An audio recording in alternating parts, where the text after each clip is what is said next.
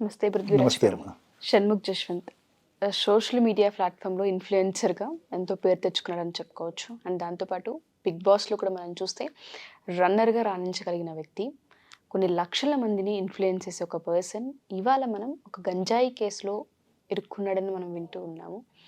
వాస్తవ కోణాలు చూస్తే డాక్టర్ మౌనిక అనే అమ్మాయి వాళ్ళ అన్నతో వివాహానికి ఆల్రెడీ అనుకున్నాము, వివాహం నన్ను పక్కకు తప్పించి ఇంకొక అమ్మాయితో మ్యారిటల్ లైఫ్లోకి ఎంటర్ అవబోతున్న ప్రాసెస్లో నేను కంప్లైంట్ ఇవ్వడం జరిగింది. నాకు షణ్ముఖ్ జశ్వంత్ ద్వారానే పరిచయము. అండ్ వీరిద్దరూ 10 ఏళ్ళ నుంచి ఇంటి కోడలుగా చేసుకుంటారని మాట ఇచ్చి నన్ను పక్కకు పంపించేశారు అన్న కోణంలో నానక్రామ్ కూడా పోలీసులను ఆశ్రయించి అక్కడ కేసు ఫైల్ చేసినట్టుగా మనం వార్తలు వింటూ ఉన్నాం. ఈ కేసుకు సంబంధించిన పూర్తి వివరాలు ఏంటి? తాకట్టులో ఉన్న బంగారాన్ని విడిపించి ఆ రోజు ఆన్లైన్ రేటుకే మేము కొంటాం. Sharma gold company. ఉషా, దీంట్లో మనం ఇన్ డెప్త్ ఒక అమ్మాయి జీవితం ఏ రకంగా బజార్ పాలైంది అన్న దాని మీద ఎక్కువ ఆలోచిద్దాం. I think Mounika she's a doctor. I think doctors pursuing student, medical student, doctor. And పరిచయం కూడా నాకు షణ్ముఖ్ ద్వారానే పరిచయం అని చెప్తుంది. That is assume that is the truth. First complaint వచ్చిన తర్వాత నేను ఒకసారి మీడియా వెంటనే చూసిన తర్వాత మౌనిక ఇచ్చిన కంప్లైంట్ ఏంటంటే నన్ను పెళ్లి చేసుకుంటా అని చెప్పేసి నేను రెడీ అయ్యి మ్యారేజ్కి ఎప్పుడు వివాహం జరుగుతుందా అని చెప్పి ఎదురు చూసిన సమయంలో వేరే అతన్ని పెళ్లి చేసుకున్నప్పుడు, వేరే అమ్మాయిని పెళ్లి చేసుకున్నప్పుడు సంపత్ నేను రెడ్ హ్యాండ్గా పట్టుకున్నాను. అందుకని ఇట్స్ అమౌంట్స్ ఆఫ్ చీటింగ్ అని చెప్పేసి అదే నోషన్లో నేను అనుకున్నా. కానీ తర్వాత మొన్న కొద్దీ ఆవిడ కంప్లైంట్ రిటర్న్గా రాసిచ్చిన కంప్లైంట్ వెరిఫై చేసుకుంటే అంటే ఒక పార్ట్లోకి వెళ్తున్నాం మనం. దాంట్లో ఏముందంటే నన్ను సెక్షువల్గా ఎక్కువ యూజ్ చేసుకున్న తర్వాత ఒక స్టేజ్లో నన్ను మ్యారేజ్ చేసుకుంటా అని చెప్పేసి ప్రలోభ పెట్టాడు. మేము మ్యారేజ్ అరేంజ్మెంట్స్ చూసుకునే సమయంలో నన్ను అవాయిడ్ చేసి వేరే అమ్మాయిని పెళ్లి చేసుకుంటున్నది. ఒకసారి నేను ప్రెగ్నెంట్ అయితే గర్భాన్ని కూడా విచ్ఛిన్నం చేయించాడు డాక్టర్ దగ్గర తీసుకెళ్ళి. అంటే సిరియాటిక్గా తీసుకెళ్తే 420, 376 and this aborting without the consent or with consent ఏదైతే ఇవన్నీ కూడా సిరియాటంగా ఆ అమ్మాయికి జరుగుతున్న అన్యాయాలు రిజంబుల్ అవుతానే ఉన్నాయి. ఈ అన్నిటినీ కూడా భరించడానికి రెడీగానే ఉంది. సెక్షువల్గా అమ్మాయి పార్టిసిపేట్ చేయడానికి, ప్రెగ్నెన్సీ డిశ్చార్జ్ చేయించుకోవడానికి, ఆ అమ్మాయి మ్యారేజ్ చేసుకుందామన్న ఉద్దేశాన్ని వ్యక్తం చేసింది. ఆ కోణంలో ఆ అమ్మాయి ఇచ్చిన కంప్లైంట్ వెరిఫై చేసుకుని అసలు ఇంతకీ నీకు ఇంట్రడ్యూస్ చేసినటువంటి షణ్ముఖ్ ఎక్కడున్నాడు ఇప్పుడు అని వెరిఫై చేసుకుంటా అంటే పోలీస్ వాళ్ళకి అతను క్యానబీ తీసుకుంటా రెడ్ హ్యాండ్గా ఇంట్లో పట్టుపడ్డాడు. అంటే ఒకటి ఈ ఏదో అమ్మాయి చెప్పింది తప్పు అనుకుని ఫస్ట్ టైం బీయింగ్ అనుకుందాం మనం.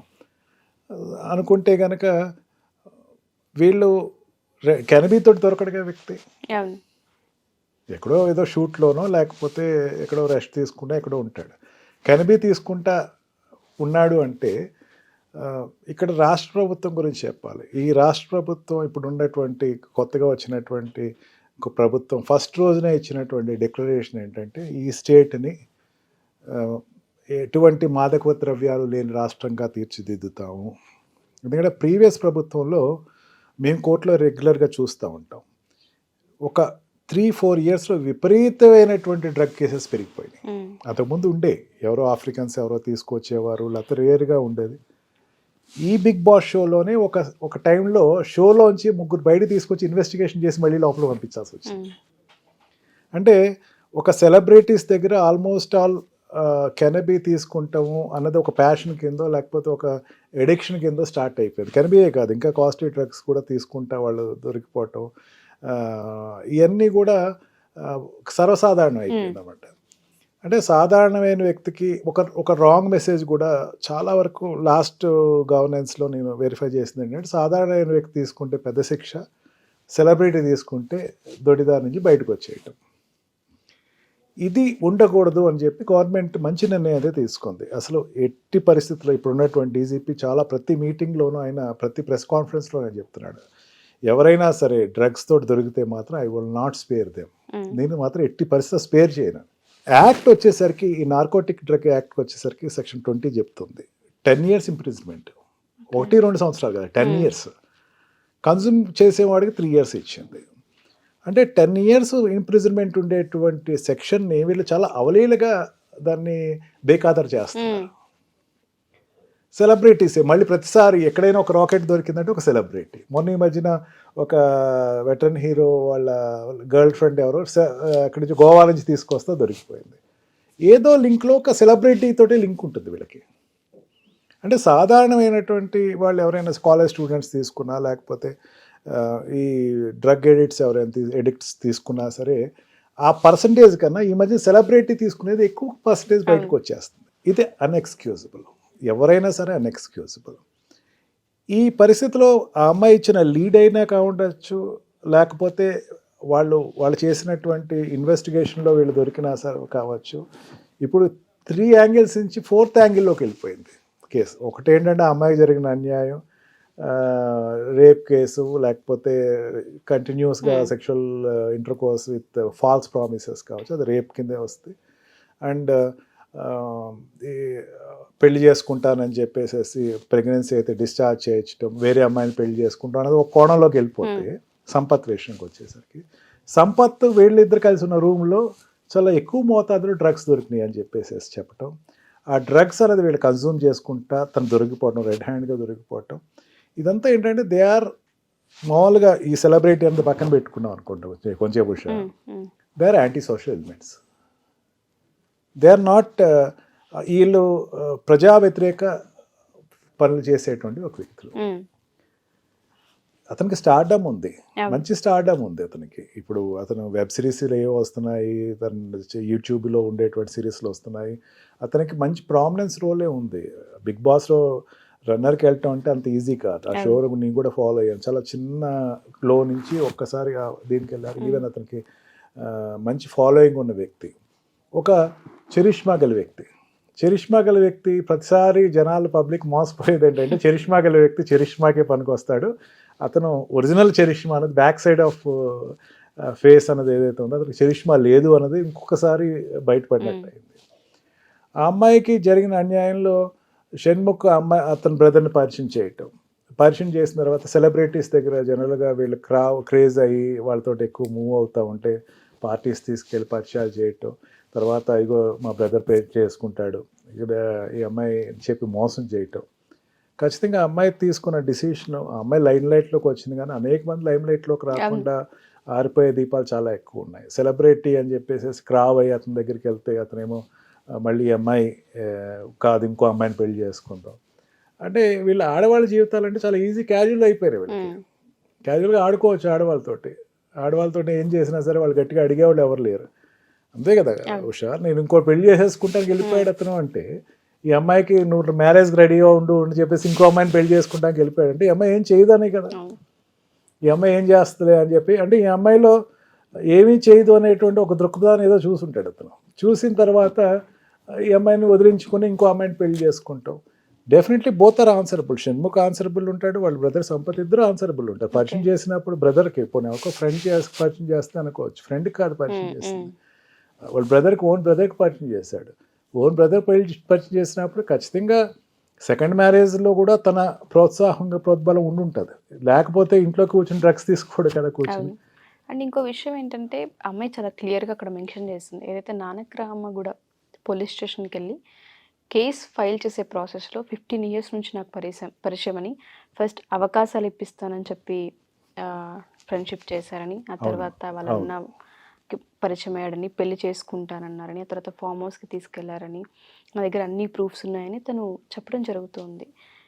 అబార్ట్ కూడా అయిపోయింది, బట్ నేను అవన్నీ యాక్సెప్ట్ చేసి ముందుకు రావడానికి కారణం పెళ్లి చేసుకుంటారన్న హోప్ నాకుంది, బట్ మనుషులే కరెక్ట్ కాదు అన్న విషయాన్ని తెలియజేస్తుంది. అవునమ్మా, అంటే వీళ్ళకి న్యాయ వ్యవస్థ ఎటువంటి సెక్షన్స్ని విధించే అవకాశం? ఖచ్చితంగా మనం చెప్తాం కదా 376 ఏదైతే ఉందో సంపత్ వాళ్ళ బ్రదర్కి ఎట్లా ఉందో దాంట్లో ఇట్స్ అన్ లైఫ్ ఇంప్రిజన్మెంట్. అది ఈజీగా 376 రేప్లో అదొక రకమైనటువంటి సెక్షువల్ హరాస్మెంట్ తోటి ఉండే రేప్.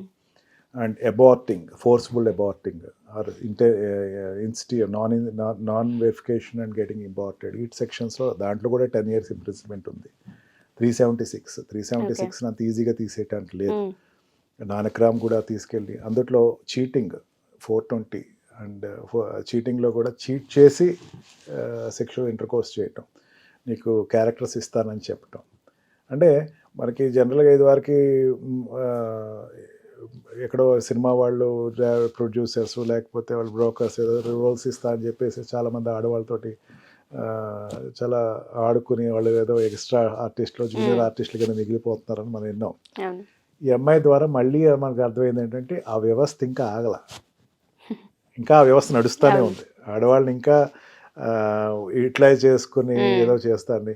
అమ్మాయి ఏదో రోల్ కోసం ఏదో ట్రై చేసి ఉంటుంది. అమ్మాయి కొంచెం నేను ఏదో మంచి సెలబ్రిటీ, ఆ వర్డ్ సెలబ్రిటీ అన్నది నిజంగా హుషారు.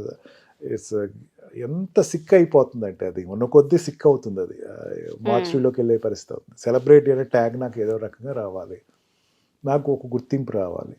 గుర్తింపు అనేది ఎట్లా వస్తుందో సోషల్ మీడియా, పోనీ సినిమాకి తీసేవి ఏమైనా పెద్ద పెద్ద సీరియల్స్లోనూ ఓటీపీలో ఉండేటువంటి సీరియల్స్ అంటే కాదు, అతను తీసే యూట్యూబ్లో ఉండేటువంటి సీరియల్స్. బట్ అఫ్ కోర్స్ అట్లా కూడా మంచి గుర్తింపు ఉంది, నో డౌట్. అతను తీసే షోస్ కూడా మంచి గుర్తింపు ఉండే షోస్. ఇట్లా ఇంకా ఎంతమంది ఆడవాళ్ళతో అతను వాళ్ళు ఇట్లా ప్రవర్తించుకుని ఉండాలి. ఒక అమ్మాయితో అయితే అనుకోవచ్చు, ఒక అమ్మాయిని కాదు, వాళ్ళు ఇంకా చాలామంది ఆడవాళ్ళతోటి వాళ్ళు ఇదే రకంగా వ్యవహరించి ఉండాలి. ఇదంతా ఇన్వెస్టిగేషన్ జరగాలి. ఉషా, ఒక అమ్మాయి బయటకు వచ్చింది, సీరిటంగా ఇంకో కొంతమంది బయటకు వస్తారు. ఇప్పుడు నాకు కూడా అన్యాయం జరిగింది, నాకు కూడా అమ్మాయి అన్యాయం జరిగింది అని చెప్పేసి అమ్మాయికి ఎందుకు ఏ సీరియల్లో అవకాశం ఇవ్వాల?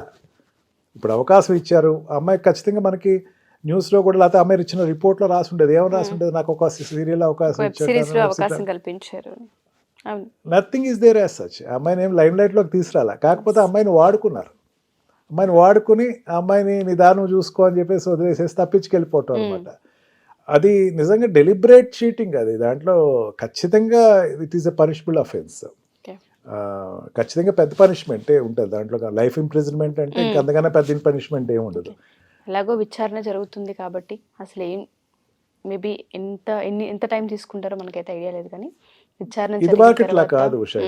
ఇప్పుడు రేప్ కేసెస్ అన్నీ కూడా చాలా చాలా ఫాస్ట్గానే వితిన్ 1 yearలోనే, అంటే జడ్జెస్ జ్యుడిషియల్ సిస్టమ్ తీసుకునేటప్పుడు వితిన్ 1 yearలోనే, వితిన్ 6 monthsలోనే తీసుకునే సందర్భాలు కూడా ఉన్నాయి. ఎంఐ కేసు కూడా రేరెస్ట్ ఆఫ్ రేర్ కేసులో తీసుకుని వెంటనే విచారణ జరిగితే కనుక ఒక మోరల్ ఇన్వెస్టిగేషన్ నడుస్తుంది, ఇంట్రాగేషన్ ఉంది, చాలా పెద్ద ప్రాసెస్ ఉంది దీంట్లో. చూద్దాం సార్, ఈ కేసుకి సంబంధించి నిజానిజాలు ఏంటో బయటికి రావాలని కోరుకుందాం. Thank you sir, thank you so much.